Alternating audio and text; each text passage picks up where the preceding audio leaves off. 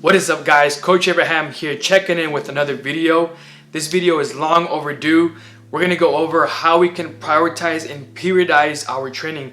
Remember that as an athlete, there are certain rep schemes you must follow in order to maximize your genetic potential. If you have purchased any of my training programs, you know exactly what I'm talking about. Whether you're in season, off season, preseason, there is a way to organize your reps. If you have a little bit more questions about those types of phases, I'm gonna link you with this video that I created.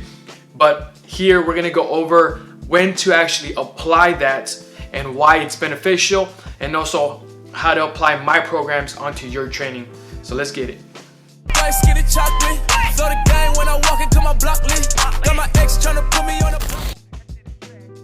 Okay guys, so I'm making this easy for you to understand, you as a footballer. So the way I'm going to approach this is by making this as simple as possible so you can immediately apply any of my training programs or rep schemes onto your own training.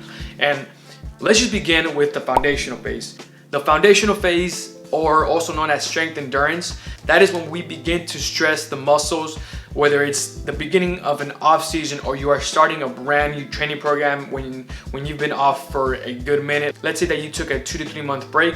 It's always smart to dive into a foundational phase, whether 3 to 4 weeks, or before you hop into a hypertrophy or max strength. The reason the foundational phase is the most important is because this is going to prepare you, right? So just like the name, it's the foundation, it's that first layer, so you don't hurt yourself and you are making your muscles, your joints, your tendons resilient. So whenever you stack a max strength program onto that, your body has already adapted and you can apply more stress onto it and maximize your potential and reduce your risk of injury. So again, that foundational phase, that's what's gonna ultimately help prepare the body for any future training programs. Before continuing, know that when undergoing the phases, you should not stop performing plyometrics, sprints, and conditioning. All of these are year-round qualities done alongside strength training. Beginning with phase number 1, the foundational phase, also known as the anatomical adaptation phase. The most important phase before going to any phase, the main objective in strength training is not to achieve immediate overload, but rather elicit progressive adaptation. This phase can last anywhere from 2 to 10 weeks. For more information on rep schemes and sets, check out this video. The main objective is to 1. Strengthen tendons, ligaments, and joints, and 2. Increase bone mineral density. This phase also helps the athlete improve and master technique before lifting heavier loads. My program includes a progressive 4-week block you can use over and over again. All you have to do is follow the workout, varying your loads for the exercises, and watch your strength go up weekly.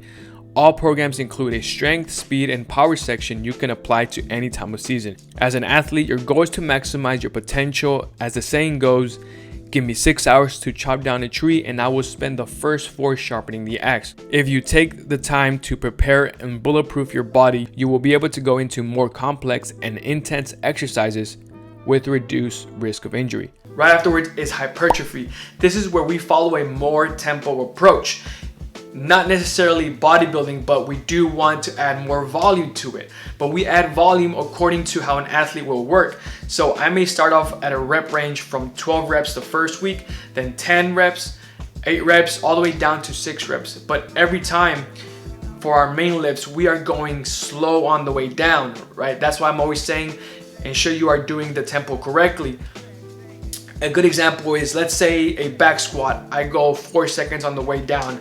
1, 2, 3, 4. Immediately right there, because we're athletes. And this applies to any training program that you're at.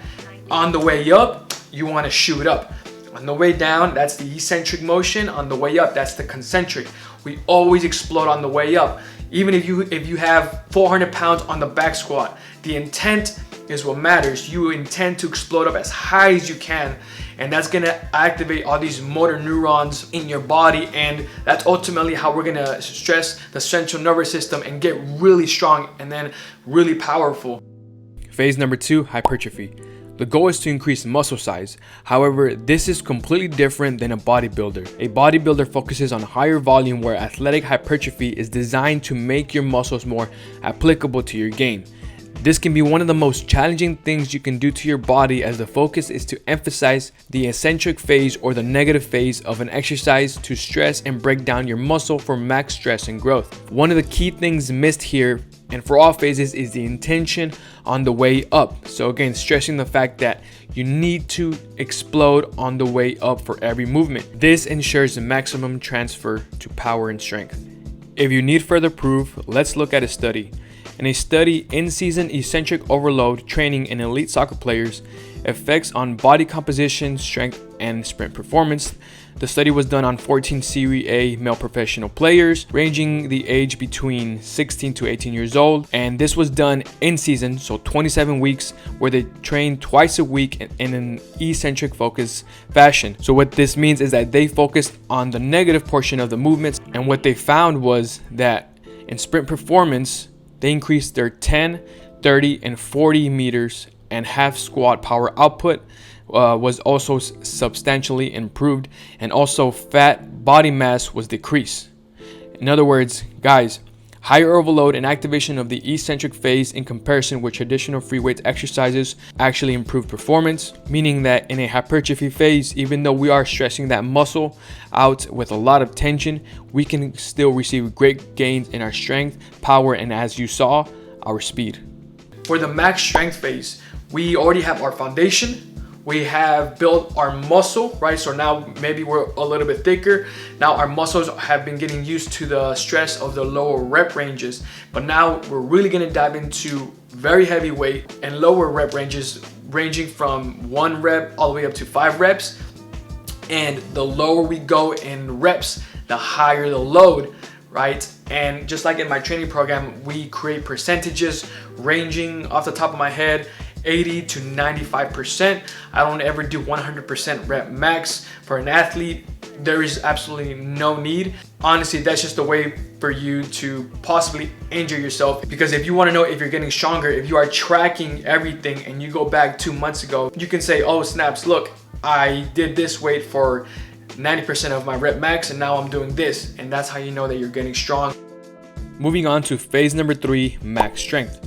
Every sport requires strength, but what each sport really calls for is sport-specific strength. For years, practitioners believed strength was determined by the cross-sectional area of the muscles, or engine size, as in muscle hypertrophy.